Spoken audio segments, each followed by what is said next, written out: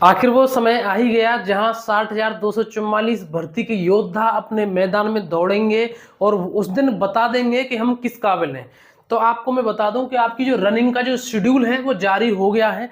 कितने दिन में आपकी रनिंग चलेगी, कितने अभ्यर्थियों की दौड़ होगी रोजाना, किस तरीके से बैच होगा, कहां पर आपकी रनिंग होगी और क्या समय रहेगा, वो सारी जानकारी आपके लिए इस वीडियो में आपको बताऊंगा। अगर आप हमारे YouTube चैनल पर नए आए तो सबसे पहले मैं आपसे रिक्वेस्ट करूंगा कि 1 सेकंड का काम लगता है, वीडियो को लाइक कर दो, चैनल को कर दो सब्सक्राइब, जिससे मुझे भी मोटिवेशन मिलता है कि हाँ, जो भी मैं आपको समझा रहा हूं वो आपकी अच्छे तरीके से समझ में आ रहा है। दूसरी बात मैं आपको बता दूं, देखो जो भी मैं आपको जानकारी देता हूं उसके बाद आपका कोई डाउट रहता है तो आप मुझे इंस्टाग्राम पर डायरेक्ट मुझे वहां फॉलो करिए, वहां मैसेज करिए, कोई भी बात होती है वहां पर आपको बता देता हूं। ठीक है, कमेंट भी करके आप बता सकते हो अगर आपको कोई सुझाव हो तो। देखिए सबसे पहले मैं आपको बता दूं कि आपकी जो दौड़ है वो 15 दिन में खत्म हो जाएगी। कब से शुरू होगी? 10 फरवरी से आपकी रनिंग शुरू हो जाएगी। ठीक है, सबसे बड़ी बात कि रोजाना जो आपकी रनिंग होगी, जो आपकी डेली रनिंग होगी, वो लगभग 1050 अभ्यर्थी, लगभग क्या आप इतना ही मानिए फिक्र 1050 अभ्यर्थियों की आपकी रोजाना रनिंग होगी। आप सभी को पता है कि पीएससी वाहिनियों में रनिंग हो रही है और 4 स्लॉट में आपकी रनिंग चलेगी। जो सबसे पहला जो स्लॉट होगा उसकी जो वो 5:30 बजे उसकी टाइमिंग है। ठीक है, तो टाइमिंग का विशेष ध्यान रखेंगे। और इसमें जो बैच का मतलब उसमें जो स्लॉट दिए गए ना, तो जैसे कि 200, 250, 250 इस तरीके से, तो आप ये मान सकते हैं कि जो इस बार जो अनुमान लगाया जा रहा है कि जो एवरेज जो रहेगा बैच का वो लगभग 200 के आसपास रहेगा। ठीक है, तो ये बहुत ही जरूरी है आप सभी के लिए कि ये 4 स्लॉट में आपकी रनिंग होगी और केवल 15 दिन में ही आपकी रनिंग समाप्त हो जाएगी। जो सबसे जरूरी है ना, वो भर्ती बोर्ड ने ये चीज उस नोटिस में क्लियर कर दी है कि जितने भी अभ्यर्थी वहां पर रनिंग करेंगे, जितने भी अभ्यर्थी वहां पर रनिंग करेंगे उनकी बाकायदा बहुत ही अच्छे तरीके से रिकॉर्डिंग की जाएगी। सीसीटीवी बहुत अच्छे लेवल वहां पर लगाए गए हैं और उसमें विशेष ध्यान रखा जाएगा कि प्रत्येक अभ्यर्थी का एक एक चेहरा, एक एक एक्टिविटी उसमें शामिल हो। अब ये मतलब ऐसा होता है कि कोई गलत तरीके से उसमें एंट्री कर गया, कोई बीच में से कूद गया या कोई और भी चीजें कर दे, वो सारी चीज रहती है उसमें। दूसरी बात, इसमें कभी कभी अभ्यर्थियों को भी फायदा हो जाता है। अब फायदा कैसे हो जाता है? हालांकि ऐसे बहुत कम चांस होते हैं, जैसे कि किसी अभ्यर्थी ने अपने पूरे 12 चक्कर लगा दिए, उससे पूरा कॉन्फिडेंस है कि मैंने 12 चक्कर लगाए और सही टाइम के अंदर लगाए मैंने, लेकिन जब उसका रिजल्ट आएगा तो वहां पर कभी कभार 1-2 बार ऐसे भर्ती में किसी में देखने को मिल जाता है कि उसे फेल दिखा दिया, उसे फेल दिखा दिया और उसमें बताया कि आपने 11 चक्कर लगाए। लेकिन अभ्यर्थी इस जिद पर अड़ गया कि मैंने 12 चक्कर लगाए और मुझे पूरा विश्वास है कि मैंने अपने पूरे 12 चक्कर लगाए, भले ही आप सीसीटीवी चेक कर लीजिए। तो ऐसी कंडीशन में फिर सीसीटीवी कभी कभी अभ्यर्थियों के हित में भी काम करता है। तो कुल मिलाकर के वो सभी के हित में है। ठीक है, और अच्छी चीज है, कोई गलत काम ना हो पाए उसके लिए भी वहां पर वो सारी चीजें। दूसरी बात, घड़ी की आप सभी के लिए व्यवस्था हो, डिजिटल घड़ी आप सभी को दिखाई देगा कि टाइम हमें कितना टाइम हो गया। उससे आप सभी के लिए बेनिफिट यही रहेगा कि जब हम चक्कर लगा रहे हैं तो एक हर चक्कर पर हमारी जो नजर रहेगी वो घड़ी पर रहेगी।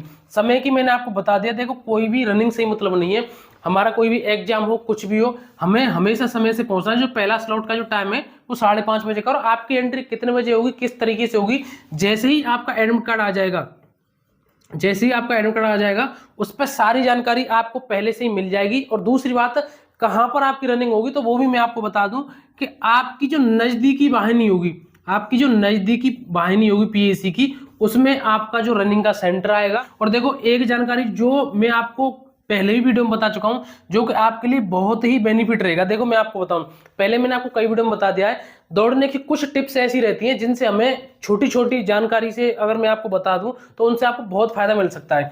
जैसे कि आपको ये ग्राउंड है, ठीक है, ये एक ग्राउंड है और यहां पर आप बैठे हैं इसमें। ठीक है, ये ग्राउंड है, मैंने ये आज सुबह जो वीडियो बनाई उसमें भी बताया और मैं डेली बताऊंगा सारी चीजें, क्योंकि ये हमने रनिंग करी है तो हमें पता है कि इससे बहुत ज्यादा फर्क पड़ता है। जैसे आप यहाँ सब बैठे हो, ठीक है, जैसे आप यहाँ सब बैठे हो तो कोशिश हमेशा यही करना कि आप इस निचले हिस्से में ही दौड़ें। ठीक है, निचले हिस्से में ही दौड़ें। वो बात एक अलग है कि जैसे आप रनिंग तेज कर रहे हैं और यहाँ आपके सामने कुछ भीड़ भाड़, कुछ ज्यादा लड़के ऐसे चल रहे हैं कि अगर आप उनके बीच में घुसेंगे तो गिरने की संभावना है, तो थोड़ी सी दूरी के लिए आप ऊपर होकर निकल करके आप फिर इनसे यहाँ इसी तरीके से दौड़े, क्योंकि जैसे ही आप जितनी दूरी पर ऊपर दौड़ेंगे आप उतनी ही आपकी रनिंग की दूरी बढ़ेगी। ठीक है, क्योंकि जो रनिंग की जो उसकी जो माप रहती है रनिंग की, ये 400 मीटर की, उसकी नीचे से ही की जाती है। ठीक है, तो इस चीज का विशेष ध्यान रखेंगे। और दूसरी बात, यहाँ पर एसएससी जीडी की तरह रनिंग नहीं होती है।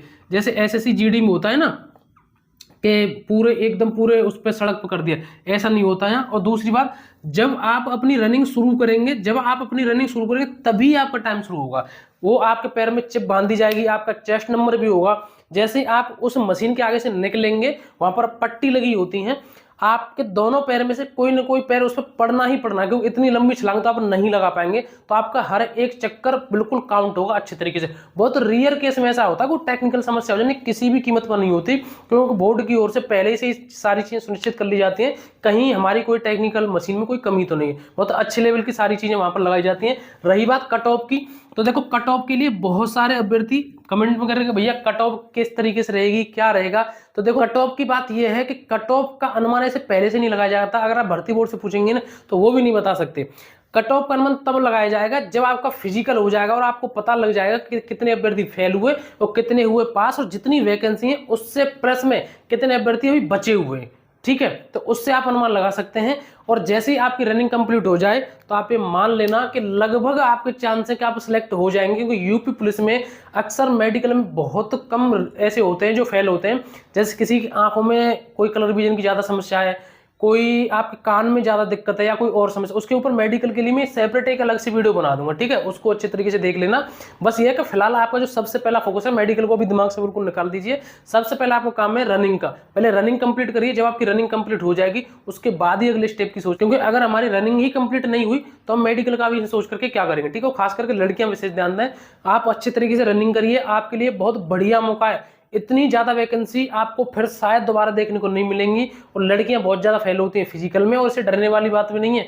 जो रनिंग नहीं करेगी वो तो फेल होगी। अगर आपने अच्छे तरीके से तैयारी की है रनिंग की तो आप बिल्कुल भी चिंता इस चीज की नहीं करें, आप बिल्कुल पास होंगे। अगर अच्छे तरीके से आपने अपनी मेहनत से आपने तैयारी घर पहले ही करके आएंगे रनिंग की। तो ये सारी जानकारी है। वीडियो को एक बार लाइक जरूर कर देना, कमेंट में अपना सुझाव जरूर देना, और उसको इंस्टाग्राम को जरूर फॉलो कर लेना। वहां पर मुझे बता देना आपको कोई डाउट हो तो। चैनल को कर देना सब्सक्राइब। आज के लिए बस इतना ही, मिलेंगे नेक्स्ट वीडियो में। जय हिंद, नमस्कार, राम राम।